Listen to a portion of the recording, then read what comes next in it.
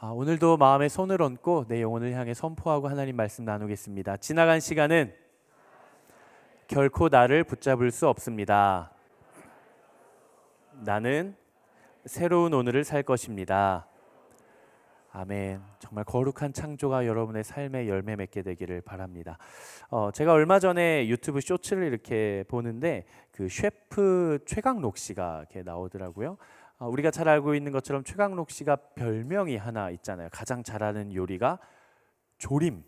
그래서 우리 최강록 씨가 조림핑 그래서 이런 별명이 있는데, 그날도 그 쇼츠는 돼지고기 간장 조림에 대한 쇼츠였어요. 그래서 게스트가 이렇게 간장 조림을 먹는데 너무 맛있는 거예요. 그래가지고 게스트가 최강록 씨한테 물어봅니다. 셰프님, 이거 양념을 뭘로 하신 거예요? 그러자 최강록 셰프가 비밀 소스의 비율을 알려주는 거예요. 따라합시다. 5대 4대 1의 비율. 5대 4대 1의 비율이었어요. 간장조림입니다. 이 중에 간장이 몇이었을까요? 1이었어요. 1. 저는 간장조림이라고 해서 5, 너무 짜면 4가 아닐까 싶었는데 웬걸? 간장이 1이었습니다. 미림 5, 청주 4, 그리고 간장 1. 사실 게스트가 물어보는 거예요. 아니, 간장을 1밖에 안 넣는데도 이렇게 간장 맛이 많이 나나요? 물어보니까 역시나 우리의 조림핑 씨, 우리 최강록 셰프, 제가 정말 좋아하거든요. 최강록 셰프를. 최강록 셰프가 이렇게 이야기를 하는 거예요. 1밖에 안 들어가는 간장일지라도 지속적으로 천천히 인내하며 조리다 보면 그 조금의 간장이 점점 더 서서히 자기의 맛을 내고 정체성을 드러내기 시작하는 순간이 온다라는 거예요. 바로 그때가 아주 감칠맛이 돋아나는, 아주 맛이 예술적인 맛이 나는 그 포인트다. 그래서 조림은 그 순간을 찾아내는 게 굉장히 중요하다, 이렇게 이야기를 하더라고요. 참 신기하다라는 생각을 했습니다. 요리의 세계가 정말 무궁무진하구나, 그런 생각을 했어요. 제가 말씀을 이렇게 준비하는데 참 우리가 살아가는 우리의 인생의 영적인 원리도 참 이와 비슷하다라는 생각을 했습니다. 이 땅 가운데 죄가 들어와서 모든 인류가 죄 아래 놓이게 되는데도 한 사람의 불순종으로 충분했습니다. 그러나 이 땅의 모든 죄를 해결하고 이 땅에 있는 모든 사람들을 하나님의 영원한 생명과 영원한 나라로 초대하는 데에도 딱 한 사람의 순종으로 충분했다라는 것이죠. 그러니까 우리의 삶을 바라보면 크기가 결코 영향력에 비례하지는 않는다는 거예요. 크기가 크다고 해서 큰 영향력을 미치고 크기가 작다 그래서 조그만 영향력을 미치는 것도 아니라는 것입니다. 우리의 삶을 바라봤을 때 우리의 삶의 영역에서 중요하고 크기가 큰 그런 영향력인 삶의 자리가 있다고 해서 우리의 삶의 모든 것을 지배하는 것은 아니라는 거예요. 반대로 우리의 삶의 영역 가운데 별로 이렇게 별 볼 일 없이 조그만 크기라고 할지라도 그게 내 삶에 조그만큼의 영향력을 미치는 것도 아니라는 것입니다. 여러분들은 여러분들의 인생 전체가 하나님 앞에 쓰임 받기를 원하시죠? 10분의 1 정도만 하나님 앞에 쓰임 받고 10분의 9는 그냥 내 멋대로 살고 싶은 분이 계실 수도 있겠지만 그 하나님의 통치의 영역이 조금씩 넓어져 갔으면 좋겠습니다. 우리가 인생을 하나님 앞에 온전히 다 쓰임 받고 싶다고 한다고 해서 우리가 24시간 말씀 보고 예배하고 기도하고 찬양만 할 수는 없어요. 하지만 우리가 1시간을 기도할지라도 하루에 30분을 말씀을 볼지라도 그 생명력이 가지고 있는 신비가 나의 삶 전부를 다스리고 영향력을 미쳐가는 것입니다. 그렇기 때문에 우리는 삶의 예배를 세워가야 돼요. 아주 삶의 작은 부분일지라도 하나님 앞에 말씀과 기도의 예배 세워가야 됩니다. 우리가 싱잉 라이프 6 시즌 6를 하고 있는데요. 누가복음하고 로마서 읽어가고 있습니다. 하루에 저도 이렇게 읽고 있는데 글쎄요, 하루에 읽는데 1분에서 2분 정도 걸리는 것 같아요. 저만 날로 읽고 있어요? 여러분들은 막 이렇게 묵상 노트 적어가면서 읽는데 저 혼자 그냥 날로 읽는 거 아니죠. 정말 잠깐만 구별하면 오늘 본문의 분량을 읽을 수 있어요. 하지만 저는 확신합니다. 여러분들이 아침에 일어나서 하루를 시작하기 전 아무것도 시작되지 않은 그 순간에 말씀으로 1분, 2분을 준비하고 토대를 쌓으면 나머지 시간이 말씀의 영향력으로 세워질 줄로 저는 확신합니다. 저는 그렇게 살아갈 수 있는 여러분 되시기를 주님의 이름으로 축복합니다. 또 반대로 생각해 보면요, 우리가 하나님 앞에 관계가 깨어지는 것, 하나님과의 관계가 멀어지는 것, 내가 하나님께 관심을 두지 않고 하나님께 마음을 두지 않고 내 멋대로 살아가는 데에는 100가지의 죄가 필요한 것은 아니에요. 내가 99가지의 말씀을 따라 살아가지만 한 가지의 죄가 내 앞에서 엎드려지면 우리는 그 작은 죄의 씨앗이 결국 하나님으로부터 마음을 멀어지게 하는 첫 관문이 되기도 하는 것입니다. 우리 옆에 계신 분들에게 이렇게 한번 축복했으면 좋겠어요. 하나님 앞에 쓰임 받으십시오. 아멘. 정말 하나님 앞에 쓰임받는 여러분 되시기를 주님의 이름으로 축복합니다. 우리가 함께 읽은 본문은 여호수아 11장 1절에서 16절까지의 본문인데요. 오늘은 여호수아가 이제 정복 전쟁을 끝마치고 종결하는 그런 부분입니다. 가나안 땅에 들어가서 모든 땅을 이제 다 정복하는, 그리고 12장부터는 이제 여호수아가 정복한 땅들을 이스라엘 지파들에게 분배하기 시작합니다. 그래서 여호수아 전체 본문의 일부 전반전인 전쟁 이야기가 오늘로서 끝이 나는데요. 제가 지도를 한 가지 준비를 하고 제가 비밀 무기인 이 레이저를 준비를 했습니다. 지도를 한번 좀 보세요. 제가 한 땀 한 땀 만들었습니다. 제가 디자인을 할 줄 몰라가지고 PPT로 한 땀 한 땀 만들었어요. 여기 보이시죠? 요게 그 유명한 갈릴리 호수입니다. 호수처럼 담수인데 바다처럼 넓어가지고 갈릴리 바다라고도 성경에 나오는 이 갈릴리 호수입니다. 갈릴리 여기가 고지대고 여기가 저지대거든요. 그래서 갈릴리 호수가 이렇게 물이 이렇게 흘러 내려와요. 그 강이 요단강입니다.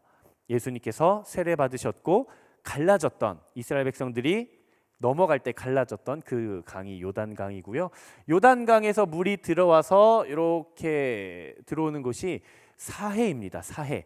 우리가 잘 알고 있는 것처럼 소금의 염도가 너무 높아서 그냥 둥둥둥둥 뜰 수 있는 바로 사해가 여기입니다. 이스라엘 백성들이 어떻게 요단강을 건너 가나안 땅으로 들어오냐? 여기 모압 평지라고 하는 드넓은 평지에서 이스라엘 백성들이 이렇게 넘어옵니다. 시딤에서 요단강을 건너서 여리고로 이렇게 건너오는 거예요. 그래서 여리고를 점령하고 길갈과 요단강에 돌비를 세워놓고 아이성에서 불순종했다가 패배했지만 다시 회개하고 아이성까지 정복하죠. 그리고 나서 여리고와 아이성을 점령했다라는 얘기를 들으니까 밑에 있었던 기브온 사람들이 우리한테 쳐들어오기 전에 우리가 먼저 가서 항복하자, 그렇게 두 손 두 발 다 들고 갔었죠. 그래가지고 기브온 사람들이 이스라엘 백성들의 진영에 소속된 하나님의 백성이 됩니다.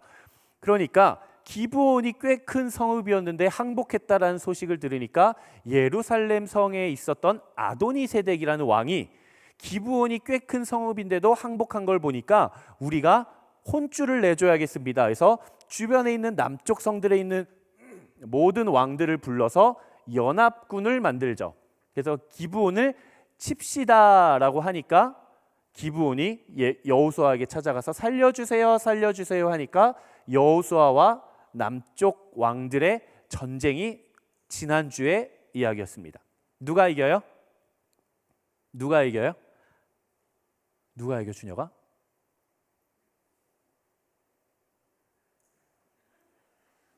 누군가 이겼겠지? 여호수아가 이기죠. 그래서 여호수아가 중부 땅을 먹고 남쪽 땅까지 다 먹어요. 그러니까 이게 이제 오늘 본문입니다. 북쪽에 있었던 하솔이라는 성에 있었던 야빈, 남쪽의 골목대장은 예루살렘에 있었던 아도니세덱이고요. 북쪽에 있었던 골목대장은 하솔의 야빈이라는 왕이었어요.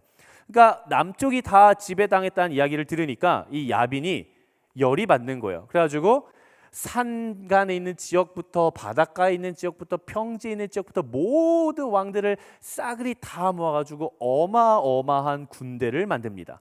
그리고 나서 남쪽까지 정복한 이스라엘 백성들과 북쪽의 가나안에 있는 모든 지역들이 함께 전쟁을 하기 위해, 여기 보면 메롬 시내라고 보이죠? 갈릴리 호수에서 이렇게 내려오는 이 물줄기, 여기에 진을 치고 기다리는 것이죠.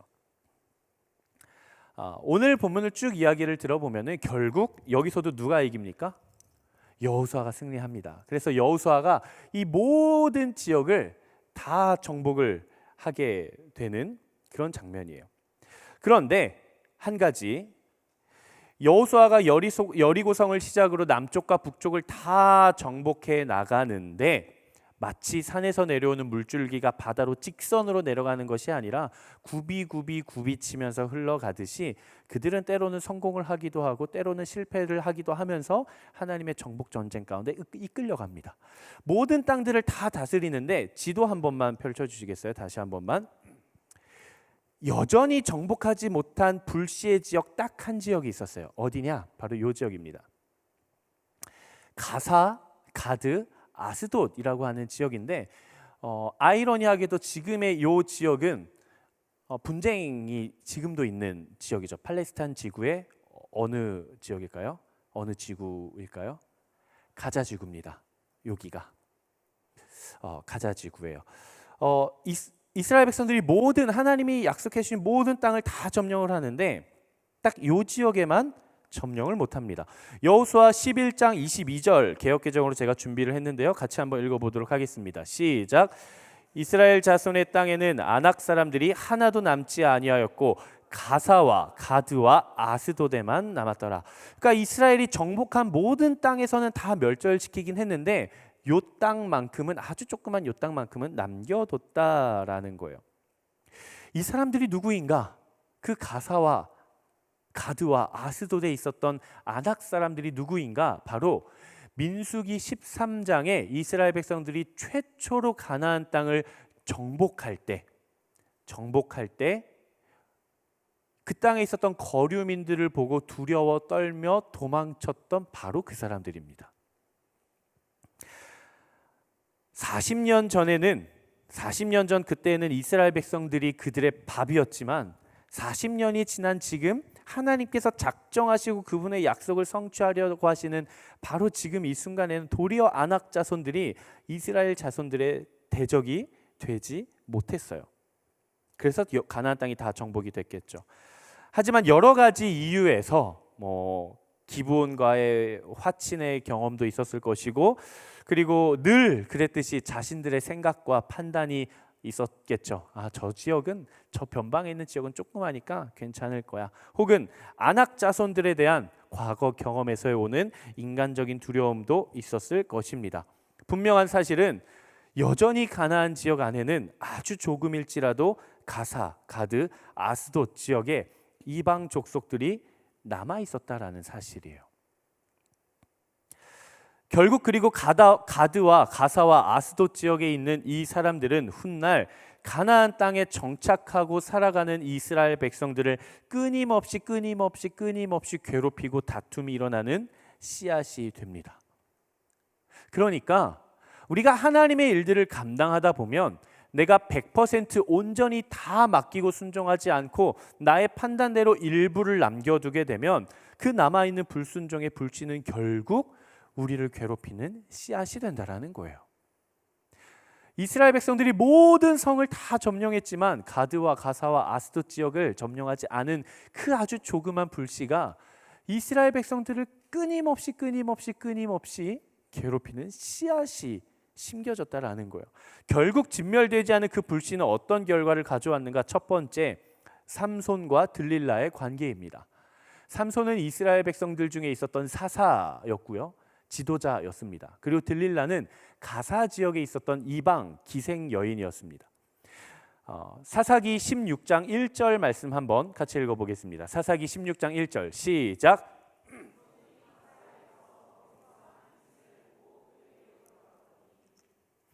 삼손은 이스라엘 백성들을 통치하고 다스리기 위해 하나님께서 세우신 사사였어요. 재판관이었어요. 지도자였어요. 리더였어요. 근데 그가 가사에 가서 거기서 한 기생을 만납니다. 그가 들릴라예요. 그래서 그에게 들어갔다 이렇게 표현이 되어 있습니다. 들어갔다라는 표현은 그냥 너무 예뻐서 다가가서 마음을 표시했다 정도가 아니라 마음과 생각과 감정과 몸과 그 모든 것이 그녀에게 속았다는 거예요. 그녀에게 속해졌다. 즉 누구를 떠났다는 의미입니까? 하나님을 떠났다는 의미예요. 삼손은 위대한 사명을 가지고 태어난 나시린이었어요. 나시린은 구별된 자입니다. 이스라엘을 구원으로 이끌어야 할 자였어요. 하지만 그가 이방 여인이었던 기생이었던 들릴라를 만나고 그와의 관계에서 인생을 망치게 됩니다. 사사기 16장 19절 말씀을 제가 읽겠습니다. 들릴라가 삼손에게 자기 무릎을 베고 자게 하고 사람을 불러 그의 머리털 7가닥을 밀고 괴롭게 하여 본즉 그의 힘이 없어졌더라. 들릴라와 삼손의 관계는 사랑의 관계가 아니었습니다. 들릴라가 의도적으로 삼손에게 접근합니다. 왜? 우리가 조그만 지역이 저 이스라엘을 무너뜨리려면 삼손이 너무 위대하니까 그 비책을 알아내서 잠들게 해서 그 비책이 머리털에 있구나라는 것을 알아내서 밀어버리는 거죠. 첩자의 역할을 한 것입니다. 머리가 밀리고 나서 무엇이 사라졌다라고 성경은 증언합니까? 힘. 이 힘은 누구에게로부터 온 것입니까? 하나님에게로부터 온 것이죠. 삼손 그 사람이 자체적으로 가지고 있었던 그의 능력이 아니라 그에게 부여해 주신 하나님의 능력이었어요. 하지만 삼손이 하나님께 온전히 헌신하지 못하고 이방 여인 이스라엘 백성들 여호수아가 남겨뒀던 그 이방 족속의 후손들과 교류하기 시작하고 교제하기 시작했을 때 하나님의 능력이 그에게서 사라져버린 것이죠. 두 번째는 이스라엘 백성들과 블레셋 족속과의 관계입니다. 같은 지역인 아스돗 지역이에요. 여호수아 시대 이후의 사사 시대거든요. 그리고 사사 시대 이후에 사무엘의 시대가 옵니다. 그런데 사무엘상 4장을 보면 이스라엘 백성들이 블레셋, 아스돗 지역이죠. 여호수아가 잠깐 남겨뒀던 그 조금의 일족들, 사무엘의 시대에 가면은 그 조금에 있었던 일족들과 이스라엘 백성들이 대규모 전쟁을 벌이게 되는데요. 아주 크게 대패합니다. 처참하게 털려요. 사무엘상 4장 10절 11절 말씀 한번 같이 읽어보겠습니다.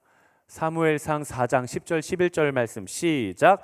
블레셋 사람들이 쳤더니 이스라엘이 패하여 각기 장막으로 도망하였고 사륙이 심히 커서 이스라엘 보병에 엎드려진 자가 3만 명이었으며 하나님의 궤는 빼앗겼고 그 조금 남겨뒀던 그 후손들이 결국에는 이스라엘 백성들과 전쟁을 하게 되는데 어떻게 돼요? 대패합니다. 성경을 보니까 사륙이 심히 커서 그 앞에 엎드려진 자가 3만 명. 근데 전쟁에서 패했을 뿐만이 아니라 무엇을 빼앗겨 버려요? 하나님의 언약궤를 빼앗겨 버려요. 하나님의 임재 그 자체, 하나님의 약속 그 자체, 하나님의 언약 그 자체, 하나님의 인도하심 그 자체인 언약궤마저 그 족속에게 빼앗겨 버리는 거예요. 언약궤만 빼앗깁니까? 누가 지금 죽어요? 엘리의 두 아들 홈니와 비느하스가 죽임을 당합니다. 지금 이 사람들이 어떤 역할을 하던 사람들이냐? 이스라엘 백성들의 모든 예배와 제사를 담당하던 대제사장의 두 아들이 죽은 거예요. 그들도 제사장이었어요. 엘리가 이 소식을 듣고 엘리마저 죽습니다. 이것은 우리에게 무엇을 시사하는가? 이스라엘 백성 안에 남겨졌던 그 불씨가 결국 불순종의 불씨가 결국 전쟁을 하게 되고 그 전쟁을 통해 능력이 잃어버리는 것뿐만이 아니라 말씀이 무너지고 예배가 무너진다라는 사실이에요. 이것이 죄의 결과입니다. 이것이 불순종의 결과예요. 우리가 우리의 삶에서 하나님 앞에 100% 온전히 다 맡겨드리지 않고 일부, 아주 조금의 일부일지라도 그것을 내버려 두고 내가 불순종의 씨앗으로 내 삶에 심어버리면 훗날 그것은 나를 대적하게 됩니다. 그냥 나 한 사람, 그냥 나라는 한 사람이 죄인으로 끝나는 것이 문제가 아니에요. 그 조그만 불씨는 거룩한 거목이, 커다란 거룩하면 안 되죠. 커다란 거목이 되어서 하나님과의 관계를 깨뜨려 버려요. 아주 조그만 씨앗이 커다란 거목이 되어서 나를 넘어뜨리게 하고 나를 괴롭히게 하면서 하나님과의 관계를 끊어뜨리게 합니다. 뿐만이 아니라 하나님으로부터 성령의 능력이 내 안에 끊어져요. 능력만 끊어지는 것이 아니라 내 삶의 말씀이 무너집니다. 내 삶에 또 무엇이 무너져요? 예배가 무너집니다. 말씀의 생명을 빼앗겨 버려요. 예배에 집중이 되지 않아요. 내가 드리는 예배가 하나님께서 임재하시고 이끌어 가시는 예배가 아니라 그냥 사람들의 쇼처럼 보여요. 습관적인 예배처럼 보여요. 형식적인 예배로 전락해 버립니다. 예배의 생명력을 잃어버리는 것이죠. 만약 이 자리에 계신 모든 우리 믿음의 지체들 가운데 목사님, 저는 제 삶의 말씀이 다 무너졌어요. 말씀이 읽기가 너무 싫고 너무 재미가 없어요. 예배를 드려도 너무 지루하고 너무 싫고 너무 형식적이고 너무 그냥 사람들이 꾸며낸 어떤 프로그램 같고 예배가 예배 같지가 않아요. 내 삶의 예배가 무너졌어라고 이야기를 하시는 분들이 혹시라도 계시면 제일 먼저 여러분들의 삶의 자리를 구별해 보십시오. 제일 먼저 여러분들의 삶의 자리를 점검해 보세요. 정말 나의 삶의 모든 영역, 내 마음의 모든 영역, 내 영혼의 모든 영역을 지금 하나님이 통치하고 계신지, 아니면 내가 일부를 남겨두고 죄의 열매를 심고 있는지 우리는 기억해야 돼요.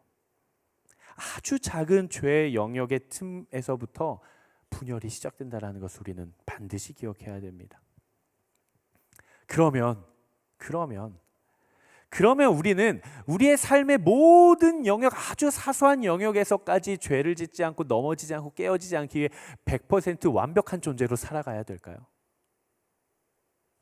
우리가 100% 완벽한 존재로 살아갈 수나 있을까요? 하나님의 능력이 나타나는 인생이 되길 소망하십니까? 성경은 이야기를 하죠. 항상 기뻐하라, 쉬지 말고 기도하라, 범사에 감사하라. 이 말이 24시간 내내 기도하고 감사하고 예배하라는 말이 아니겠죠. 왜냐하면 우리는 직장도 다녀야 하고 연애도 해야 하고 잠도 자야 하고 말이 안 되는 말씀같이 우리에게 느껴집니다. 여러분, 죄를 멀리하고 싶으십니까? 죄가 여러분들의 삶에서 떠나가기를 소망하세요? 세상의 유혹과 죄의 유혹이 나로부터 벗어져 가기를, 내가 그것으로부터 벗어나서 정말 거룩한 인생이 살기를 소망하세요? 제가 비법을 설명을 해드릴게요. 우리는 죄를 끊어내기 위해 노력합니다. 노력하시죠? 죄를 끊으려고 막 노력을 해서 늘 묵상의 포인트가 죄예요. 어떻게 하면 내가 죄를 짓지 않을 수 있을까가 방향이에요. 내가 거룩해지기 위해 어떻게 하면 죄를 짓지 않을 수 있을까? 어떻게 하면 남을 판단하지 않을 수 있을까? 어떻게 하면 남을 미워하지 않을 수 있을까? 어떻게 하면 내가 음란으로부터 벗어날까? 죄송해요, 합법적인 정죄 타임이니까. 내가 어떻게 하면 술과 담배를 끊을 수 있을까? 여러분, 술, 담배 끊으십시오. 끊으셔야 돼요. 우리는 어떻게 하면 죄로부터 나를 구별할 수 있을까를 늘 묵상해요. 묵상의 방향이 잘못됐어요. 그럴수록 우리의 삶의 관습과 생각은 죄의 영향력과 죄의 유혹과 극복해야 된다라는 그 강박감에 쌓이기 시작해요. 그러면 스트레스가 더 올라가요. 신앙이 율법처럼 느껴지는 것이죠. 신앙이 율법처럼 느껴져요. 하지만 하나님께서 우리에게 주신 신앙은 그렇지 않아요. 우리의 생각의 방향을 바꿔야 됩니다. 하나님은 신실하시거든요. 하나님은 우리를 그대로 내버려 두시지 않거든요. 하나님은 불순종의 씨앗이 남겨진 바로 그 땅에 거룩한 예수 그리스도의 십자가를 세우셨어요. 한 사람의 불순종으로 말미암아 죄가 인류 가운데 들어왔지만 하나님은 그 상태로 내버려 두지 않으시고 한 사람의 순종으로 모든 죄를 해결하셨어요. 그 한 사람의 순종이 삶의 모든 영역을 다스릴 수 있는 길을 열어주셨다라는 것입니다. 즉, 우리가 묵상하며 우리가 바라봐야 할 시선은 어떻게 하면 내가 죄로부터 벗어날 수 있을까가 아니라, 한번 따라합시다. 어떻게 하면 하나님을 더 사랑할 수 있을까? 어떻게 하면 내가 하나님과 더 친해질 수 있을까? 어떻게 하면 내가 하나님과 더 친밀해질 수 있을까? 죄는 그대로 내버려 두세요. 어차피 죄는 이것만 딱 편집하면 이제 이상한 사람이 되는데, 죄는 내버려 두세요. 왜? 어차피 죄는 우리가 해결 못해요. 어차피 죄는 우리가 해결 못. 죄를 우리가 해결할 수 있으면 예수 그리스도가 오실 필요가 없죠. 내가 가진 모든 죄를 내가 해결하면 되는데요. 그럼에도 불구하고 예수님께서 친히 오셔야 됐던 이유는 죄인은 죄를 해결할 수 있는 능력이 없어요. 애초에 죄는 우리가 다스릴 수 없어요. 누가 다스리셔야 돼요? 하나님이 다스리셔야 돼요. 성령님이 다스리셔야 돼요. 그렇기 때문에 내 삶에서 어떻게 하면 내가 죄를 다스릴 수 있을까, 죄를 끊어낼 수 있을까를 고민하는 게 아니라 그냥 내버려 두세요. 괜찮아요. 어차피 하나님이 무조건 해결하세요. 내버려 두고 나는 어떻게 하면 하나님을 더 사랑할 수 있을까? 어떻게 하면 내가 하나님과 더 친밀해질 수 있을까? 어떻게 하면 내가 하나님과 더 데이트할 수 있을까? 이걸 묵상하세요. 그렇게 하나님과 친밀해지다 보면 어느새 하나님이 나의 죄의 영역들을 다 박멸하셨을 거예요. 다 점령하셨을 거예요. 다 거룩한 불로 소멸하셨을 것입니다. 자막을 준비했는데요. 한번 큰 소리로 내 삶을 향해, 내 인생을 향해 한번 큰 소리로 한번 선포해 보겠습니다. 시작.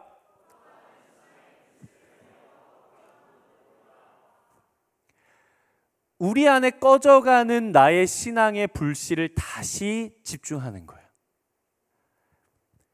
아주 작은 불씨라도 하나님과의 관계의 불씨, 예배의 불씨, 기도의 불씨, 말씀의 불씨, 선교의 불씨, 회복의 불씨, 거룩의 불씨, 성령 충만의 불씨, 아주 작은 불씨에 집중하면서 하나님께서 이 불을 어떻게 태워가시는지, 그 거룩한 불로 태워가시는지를 집중하면서 살아가야 되는 거예요. 우리가 인생을 살아갈 때 하나님과의 관계를 어떻게 맺어가야 되는지를 딱 한 가지로 표현하냐면요, 원시인을 생각하면 돼요. 여러분 안에 라이터도 없고 뭐 토치도 없고 아무것도 없어요. 밤이 와요. 나뭇가지를 막 피워가지고 막 이렇게 했어요. 이렇게 이거 돌렸어요. 아주 불씨가 나뭇잎에 조금 붙었어요. 그럼 그거 어떻게 해야 돼요? 알아서 그냥 택에 냅둬야 돼? 아니면 바람 맞고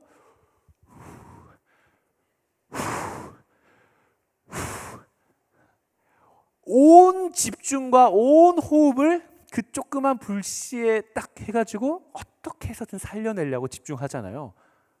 그 순간은 보이지 않는 거예요. 그 순간만큼은 얼마나 추운지, 밤이 얼마나 깊은지, 야생동물이 얼마나 있는지 그런 위험이 보이는 게 아니에요. 지금 이 순간만큼은 뭐가 중요해요? 난 죽으나 사나 이거 불씨 살려야 돼요. 그 마음으로 하나님 앞에 서십시오. 하나님께서 여러분들 안에 남겨주신 그 조그만 불씨를 다시 살리는 데 여러분들의 온 집중을 다하십시오. 걱정, 근심, 두려움, 불안, 죄, 염려, 외로움, 연약함 그냥 두세요. 그거 어차피 우리가 해결 못해요. 하나님께서 내 안에 성령으로 내주하셔서 임재하셔서 성령의 통치가 있을 때 그때 끊어지는 겁니다. 레위기 6장 13절의 말씀 한번 같이 읽어보도록 하겠습니다. 레위기 6장 13절 시작. 하나님께서 이스라엘 백성들에게 유일하게 명령하신 예배의 제단에서 유일하게 강력하게 명령하신 거예요. 예배의 제단의 불이 꺼지지 않게 해라. 불씨의 불이 꺼지지 않게 해라. 사랑하는 여러분, 우리의 삶의 성벽이 장벽이 무너졌다 할지라도 예배의 제단 앞에 당신의 믿음의 불씨를 세워가게 되기를 주님의 이름으로 축복합니다. 하나님 앞에 내가 가졌던 그 작은 신앙의 거룩한 불씨를 살려 여러분들의 생명을 태울 수 있는 불이 되기를 주님의 이름으로 축복합니다. 이스라엘 백성들을 이끌고 가나안을 정복해가는 하나님의 전쟁 이야기를 담은 여호수아서, 결국 백성이라는 키워드가 우리를 안내하는 거예요. 어떤 백성? 약속을 받은 백성. 한번 따라해 봅시다. 약속을 받은 백성. 여호수아 전체의 이야기는 결국 누가 하나님의 백성이며 하나님께서는 그 백성에게 약속을 어떻게 성취해 가시는가 성취해 가시는가? 이 약속과 백성이라는 두 가지 키워드가 여호수아 전체의 키워드예요. 이것은 우리에게 두 가지 아주 중요한 영적 메시지를 던져줍니다. 첫 번째, 하나님의 일하심이 성취되기 위해서는 하나님의 약속의 존재뿐만 아니라 우리의 순종이 필요하다. 하나님은 우리에게 순종을 요구하신다. 이것을 우리는 기억해야 됩니다. 하나님께서 단 한 번도 이스라엘 백성들에게 너네가 먹고 싶은 대로 입고 싶은 대로 하고 싶은 거 다 살면서 그냥 게으르게 누워 있으면 내가 저 가나안 땅 너네한테 선물처럼 가져다 줄게라고 약속하시지 않으셨어요. 네가 직접 밟는 곳마다 너의 땅이 될 거야. 내가 이 땅을 약속해 주기는 하지만 네가 그 땅을 밟아야 돼. 두 번째, 하지만 모든 승리와 성취는 결국 하나님의 전적인 주권과 은혜로 말미암아 이루어진다라는 사실이에요. 하나님의 약속이 있지만 내가 순종할 때 역사가 시작이 되고 그 결과는 누구의 손에 달렸다? 하나님의 손에 달렸다. 어제 우리 일터 영성 포럼이 진행이 됐습니다. 귀한 강사님 김성현 부사장님이 함께 오셔서 말씀을 나눠주셨는데 그런 이야기를 하시더라고요. 제가 가지고 있는 신앙과 너무 똑같아가지고 제가 참 은혜를 많이 받았어요. 직장 다니시는 분들 한번 손 한번 들어보실래요? 직장에서 기독교인으로 살아가는 거 힘드시죠? 직장에서 크리스천으로서 살아가는 거 힘들어요. 부사장님이 강의를 하시면서 그런 말씀을 하셨어요. 여러분, 실력을 쌓으십시오. 실력을 쌓지 않으면 하나님도 못 도와주십니다. 실력을 쌓으십시오. 제가 그 말을 듣는데 그치, 맞지. 제가 언젠가 그런 설교를 한 적이 있었던 것 같아요. 진짜 믿음은 감나무 밑에서 입 벌리고 반드시 떨어지게 할 줄로 믿습니다. 믿습니다. 믿습니다 하면서 아무것도 안 하고 입 벌리고만 있는 거는 건강한 믿음이 아니에요. 진짜 건강한 믿음은 하나님, 제가 할 수 있는 선 안에서 저 감을 딸 수 있도록 제가 사다리를 만들어 보겠습니다. 열심히 사다리를 만들어야죠. 다만 감을 딸 수 있냐 없냐, 딴 감을 먹을 수 있냐 없냐, 딴 감을 내가 먹냐 남을 갖다 주냐, 먹고 끝내냐 땅에 심느냐, 이 주권은 하나님께 있는 것이지만 내가 할 수 있는 최선을 다해야 됩니다. 늘 말합니다. 제가 늘 여러분들에게 권면해요. 하나님의 역사는 어떤 지점에서 이루어지냐, 나의 최선과 하나님의 최선이 맞닿는 그 지점이 하나님의 역사가 나타나는 지점이에요. 여러분들의 인생도 마찬가지예요. 아무것도 안 하고 그냥 하나님이 일하시는 것만 기다리는 거는 반쪽짜리 믿음이에요. 거짓된 믿음일 수 있어요. 하나님은 우리에게 그런 믿음을 가르쳐 주시지 않으셨어요. 여러분들의 삶의 자리에서 그것이 신앙이 됐든 삶이 됐든 직장이 됐든 가정이 됐든 마음 다해 최선을 다하십시오. 온 마음을 다해 최선을 다하십시오. 부모님께 최선을 다하십시오. 형제 자매에게 최선을 다하십시오. 직장에 가셨을 때 여러분들의 직장 상사야 최선을 다하십시오. 그가 아무리 내 눈에 봤을 때 부족해 보여도 겸손하게 하나님께서 세우신 리더십으로 인정하십시오. 회사에서 여러분들에게 맡겨진 임무, 업무 최선을 다하십시오. 누구보다 정직하게, 누구보다 거룩하게. 취업 준비하고 학교 다니는 대학생들 시험 준비 최선을 다하십시오. 저는 그 기도 제목 싫어해요. 놀면서 시험 잘 보게 해주세요. 정말 싫어해요. 정죄하는 타임은 아니니까. 제가 순장일 때 그런 이야기를 했어요. 저희 순원들이 기도 제목을 나누는데 이번 주 시험이래요. 시험 성적 잘 받게 해주세요. 그럼 제가 한마디 해요. 네가 그냥 공부를 해. 또 한 순원이 이렇게 기도 제목을 내요. 이번 주 바쁜데 건강하게 해주세요. 그럼 제가 한마디 해요. 네가 규칙적인 습관 갖고 운동을 해.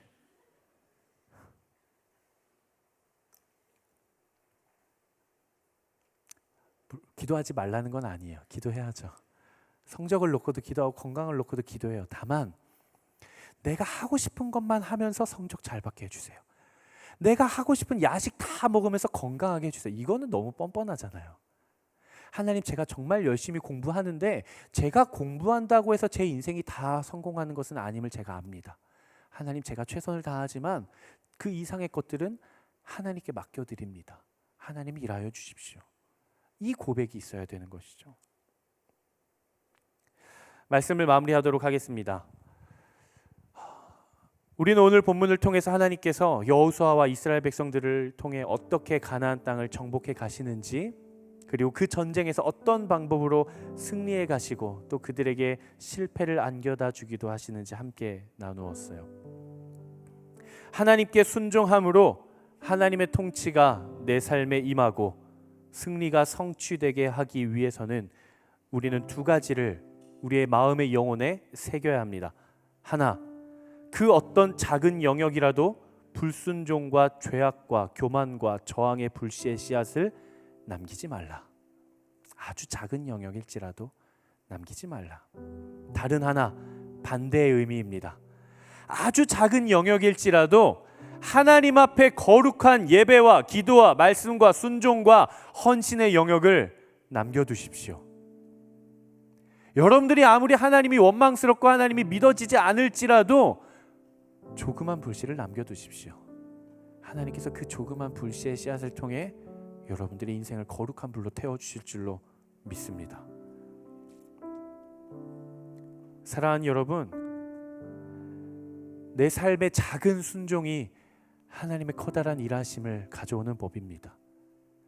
꼭 크고 꼭 위대해야만 영향력이 있는 것은 아니에요. 여러분들의 삶의 자리에 회복해야 할 아주 작은 벽돌 하나는 무엇이 있습니까? 여러분들의 삶에 하나님께서 부르고 계신 아주 작은 회복해야 할 예배와 기도와 말씀의 그 씨앗의 불씨는 무엇이 있습니까? 그것에 집중하십시오. 그 조그만 불씨에 집중하십시오. 그렇게 그 불씨에 집중하다 보면 하나님께서 우리를 사용하실 거예요. 나머지는 하나님의 몫이에요. 하나님께서 일하실 것입니다. 하나님께서 여러분들을 사용하실 것입니다. 하나님께서 여러분들의 삶을 회복시키실 것입니다.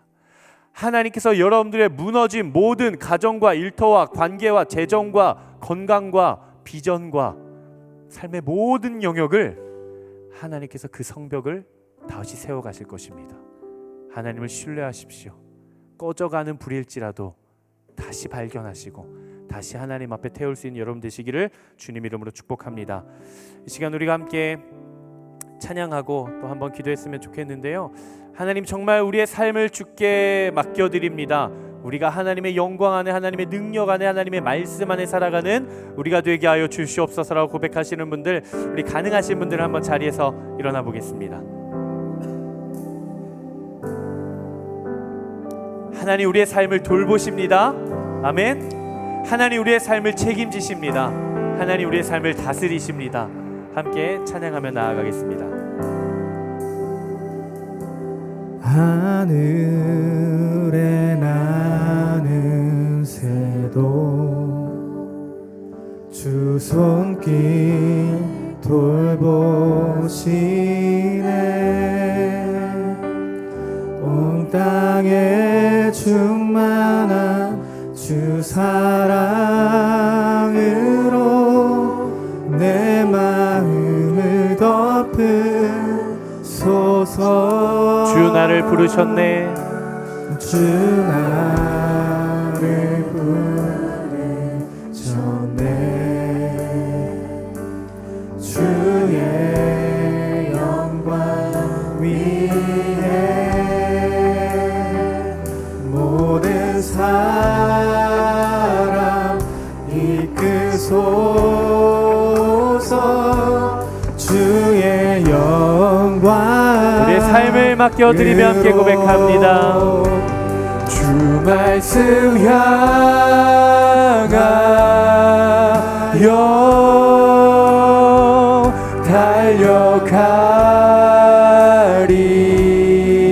달려가리라. 힘도 아닌 능도 아닌 오직 성령으로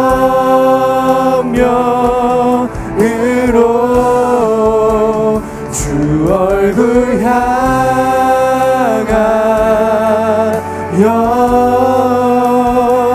달려가리.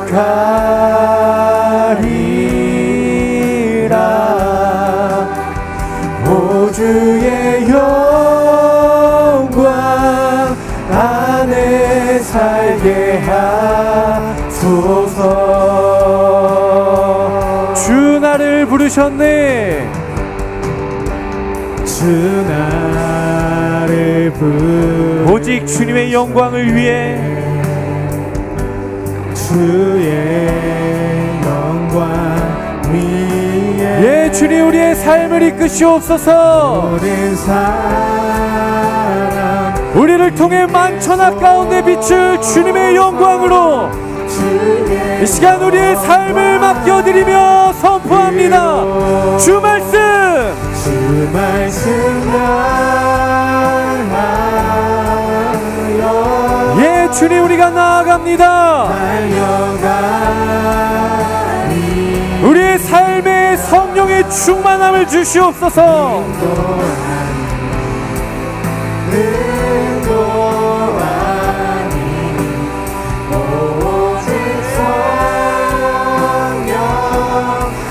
주 얼굴 향하여 주 얼굴 향하여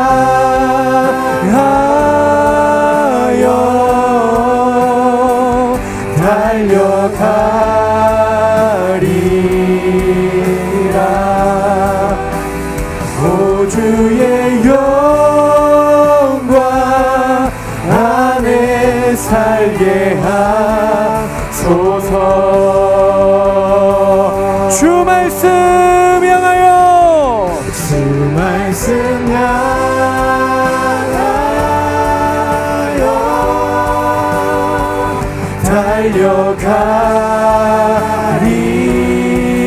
달려가리라. 힘도 아닌 능도 아닌 오직 성령으로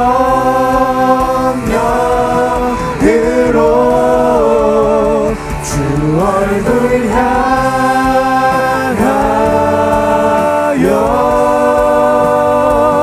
달려가리라.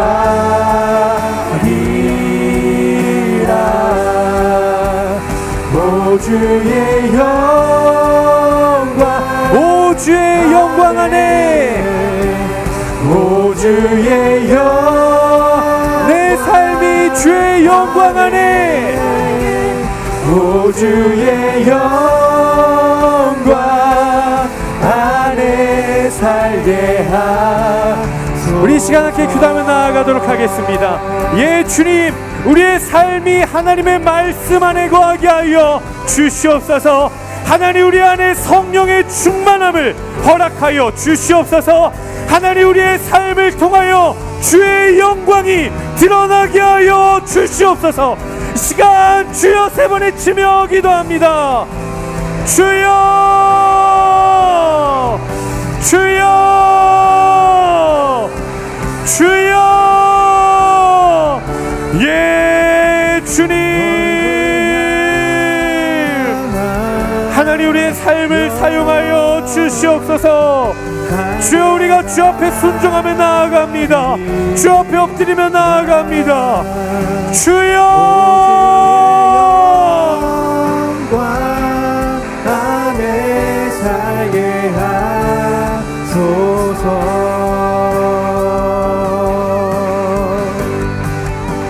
주 말씀 하나님 우리의 삶에 하나님의 임재가 있기를 갈망합니다. 하나님의 역사가 나타나게 하여 주시옵소서. 하나님의 능력이 나타나게 하여 주시옵소서. 하나님 우리의 삶의 말씀이 세워지게 하여 주시옵소서. 하나님 우리 안에 예배가 회복되게 하여 주시옵소서. 하나님께서 남겨두신 예수 그리스도라고 하는 그 거룩한 불씨가 하나님이 씨앗이 되게 하여 주시옵소서. 하나님 내 삶이 거룩한 불로 태워지게 하여 주시옵소서. 하나님을 갈망합니다. 하나님을 구하며 나아갑니다. 주여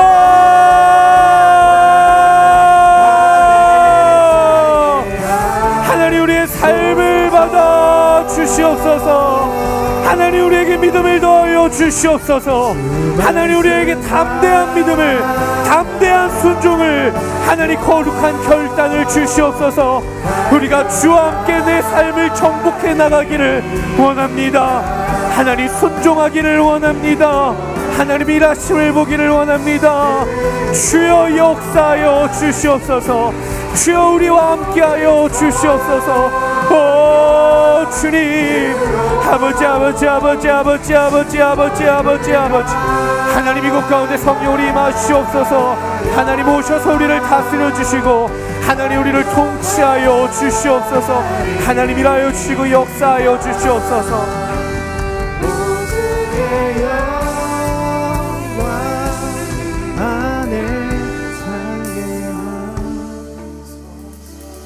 우리 시간 다시 한번 더 한 가지 마지막으로 기도하며 나아가겠습니다.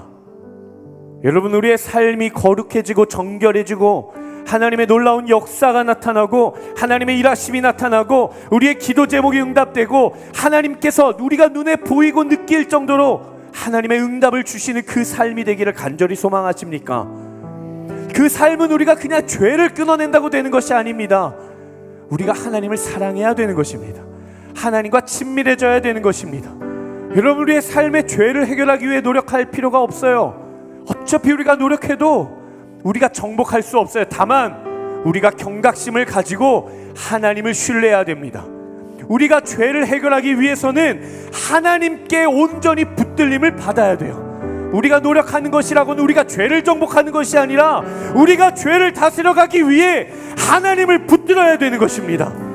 우리 기도합시다. 하나님, 내 안에 예배가 회복되게 하여 주시옵소서. 하나님, 내 삶에 기도가 세워지게 하여 주시옵소서. 하나님, 내 삶에 말씀이 회복되게 하여 주시옵소서. 하나님, 내 영혼이 성령의 충만함으로 모든 삶을 다스려가게 하여 주시옵소서. 이 시간 주여 한번 외치며 기도합니다. 주여! 예 주님, 우리가 주 앞에 먼저 엎드립니다. 예 주님, 우리가 모든 죄를 해결하기 위해, 죄를 끊어내기 위해 내가 다스리는 것이 아니라 하나님, 내가 다루는 것이 아니라 하나님을 붙잡게 하여 주시옵소서. 주의 능력을 붙들게 하여 주시옵소서. 하나님, 복음의 능력이, 그 십자가의 능력이 하나님 내 삶에 나타나게 하여 주시옵소서. 믿음의 눈 들어 주를 바라봅니다. 내 영혼이 확정되고 하나님, 우리의 삶의 예배가 회복되기를 원합니다.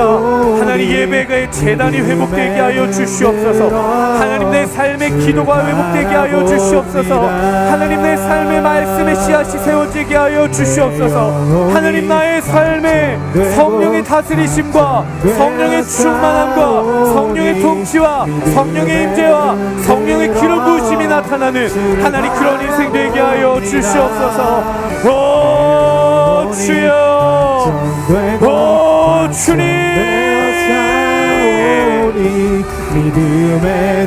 하나님, 우리가 주 앞에 엎드립니다. 예 주님, 우리를 다스려 주시옵소서. 하나님, 왕이 되어 주시옵소서. 하나님, 우리를 통치하여 주시옵소서. 오 아버지 아버지 아버지 아버지 아버지 아버지, 믿음의 눈 들어 주를 바라봅니다. 내 영혼이 확정되고 확정되어 싸우니 믿음의 눈 들어 우리 함께 고백합니다. 나의 모든 영혼이 확정되어 싸우니, 내 영혼이 확정되고 예 주님, 우리는 주님의 거룩한 백성입니다.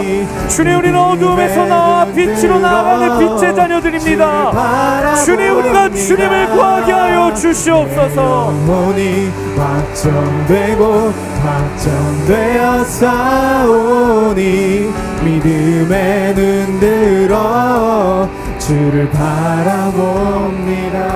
사랑하는 주님, 하나님, 우리의 삶의 주인이 우리가 아닙니다. 하나님, 우리의 삶을 다스리고 성취하고 통치하시리는 오직 하나님 한 분만이심을 하나님, 우리가 고백하며 나아갑니다. 하나님, 우리가 정결하기 위해, 거룩하기 위해, 하나님 앞에 쓰임받는 인생이 되기 위해 하나님, 우리의 부족한 것들을 우리가 다스려가지 않게 하여 주시고 하나님의 능력을 전적으로 의지하게 하여 주시옵소서. 하나님, 죄를 내가 다스릴 수가 없습니다. 죄를 내가 통치할 수가 없습니다. 하나님, 내가 죄를 정복할 수가 없습니다. 그때마다 또 넘어지고 그때마다 또 자책하고 하나님, 그때마다 또 우리의 연약함이 하나님 드러날 뿐입니다. 하나님, 다만 내가 나의 죄와 나의 연약함과 나의 부족함들을 내가 성취하고 내가 이루어가기 위해 노력하는 것이 아니라 원래 내 삶의 주인이신 하나님께 내어드리고 붙들며 하나님만 의지하는 인생이 되게 하여 주시옵소서. 하나님, 우리의 삶에 아주 작은 불씨일지라도 예배가 회복되게 하여 주시옵소서. 하나님, 내 삶에 기도가 세워지게 하여 주시옵소서. 하나님, 24시간 말씀을 읽지 않아도 괜찮습니다. 5분일지라도 10분일지라도 매일매일 나의 삶의 시작이 말씀으로 시작하게 하여 주시옵소서. 하나님, 성령의 통치와 성령의 충만하심과 성령의 능력과 성령의 임재와 성령의 기름 부으심이 우리의 삶과 우리의 생각과 우리의 영혼과 우리의 모든 감정과 계획과 판단 위에 충만해지게 하여 주시고, 그래서 성령의 통치대로 순종하며 하나님의 다스리심을 받는 그런 인생이 되게 하여 주시옵소서. 하나님, 우리의 삶의 거룩한 예물을 구별하여 하나님 앞에 올려드립니다. 이 예물이 사용되어지는 모든 곳곳마다 하나님의 나라가 세워지게 하여 주시옵소서.